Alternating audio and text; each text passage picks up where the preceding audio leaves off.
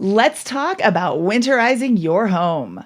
Winter is coming. Let's get your house prepared. Hi there, my name is Mindy Jensen, and I am the host of the BiggerPockets Money Podcast. I'm also a licensed real estate agent in Colorado. Let's start with water. Water is super destructive. Let's turn it off. Blow out your sprinklers. This could be a DIY project, and you'll need an air compressor and an attachment to connect your air compressor to the sprinkler system. If you don't own an air compressor, hire this job out. It's not that expensive. You want all the water out of your sprinkler system before the first hard freeze. Otherwise, your pipes will burst and then you'll have a huge mess in the spring. Next up are outdoor water spigots. Step number 1 is turn off the water supply to the water spigot. Step number 2 is to then go outside and turn on the water spigot. You want to drain all of the remaining water in the pipes, but you also want to use this as a double check to make sure that you did actually turn off the faucet. Take the hoses off of the water spigot and roll those up and put those in the garage.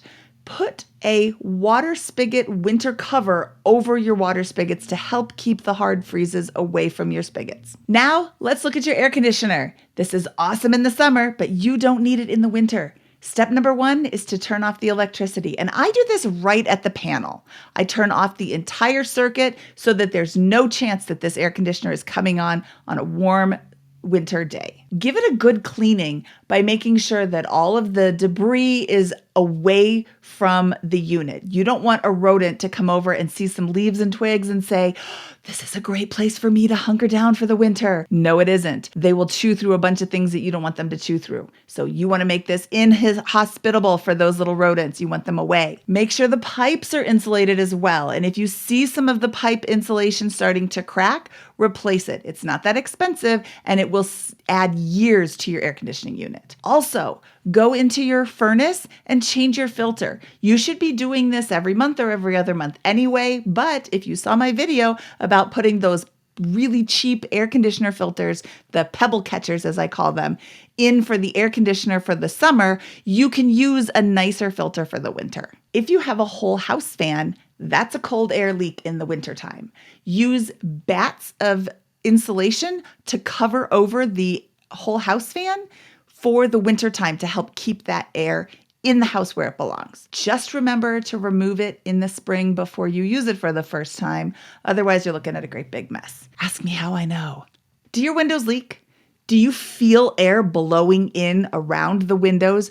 Do your tenants always complain how they can't get the house warm? New windows are expensive, and with our supply chain issues, they're taking months to come in. A budget fix or a quick fix could be a tube of caulk or a window insulation shrink plastic kit. If you notice wind coming in between the wall and the window trim, caulk could be the fix that you need. But if your windows are old or leaky or you feel wind coming in between the glass and the window trim, the window shrink wrap kit is the best way to fix that. Well, I mean, new windows are, but this is a great budget way to fix that. The kit includes large sheets of clear plastic and double-sided tape. You take the double-sided tape and you go all the way around the window trim as close as you can to get to the wall. Then you take the sheet of plastic and you tuck it into the other side of the tape, pulling it tight. Then you take a hairdryer and you run it over the plastic and you can watch it like shrink wrap in tight into place. It's very satisfying to do. On windy days, you can actually see this plastic bowing out.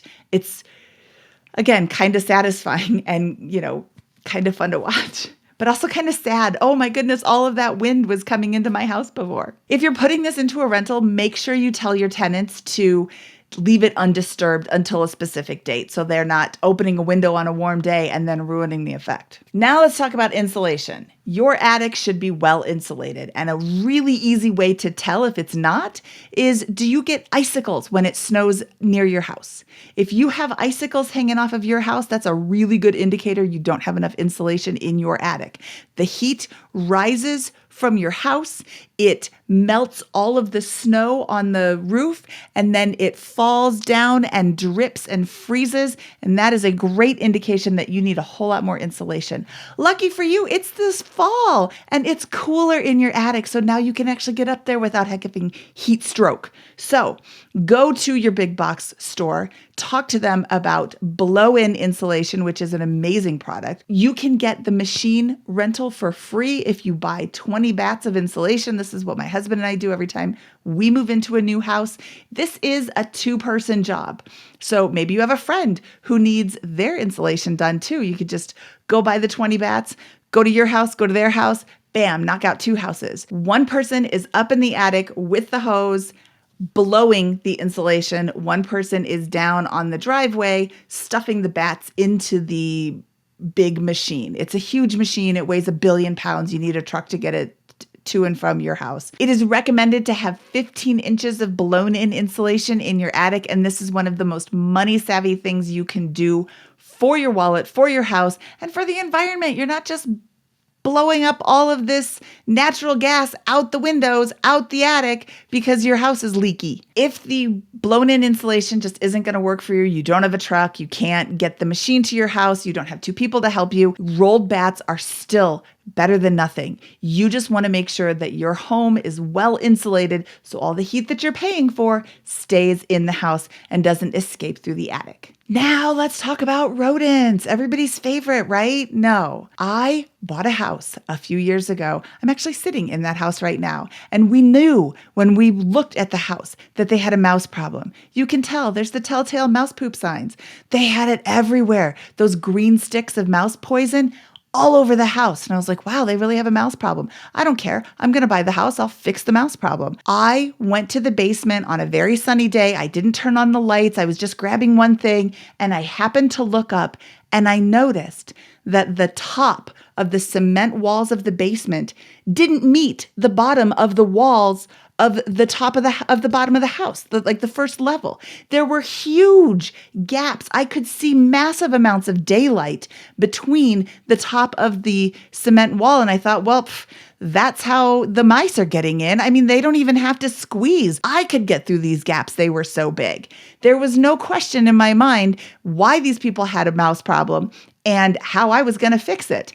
And we put insulation, spray foam insulation around the entire top of the basement wall. We have had mice one time, and that was because my husband left the door open. No, the window open because we didn't have a TV antenna. Anyway, I digress. Once you close up the holes, you don't have mice anymore. So if you are noticing mice in your house, find out where they're coming in, blow in insulation, spray foam insulation, stuff insulation in there, anything you can do to keep those mice from coming in. Because once they come in, they go back outside and they tell all their friends and they have a huge party. Didn't you see that movie Ratatouille? They're all having a big party in your house. Keep the mice out of your house or get a cat. Then you don't have to feed the cat. Keep the mice out of your house by closing up all of the holes. This also helps with the heat escaping as well. Keep all of the heat in, keep all the mice out. With all these tips, you are sure to save money on your heating bills this winter. But if I missed something, please let us know in the comments. Thanks for watching. Make sure to like this video and subscribe to this channel for more real estate advice. This is Mindy Jensen signing off.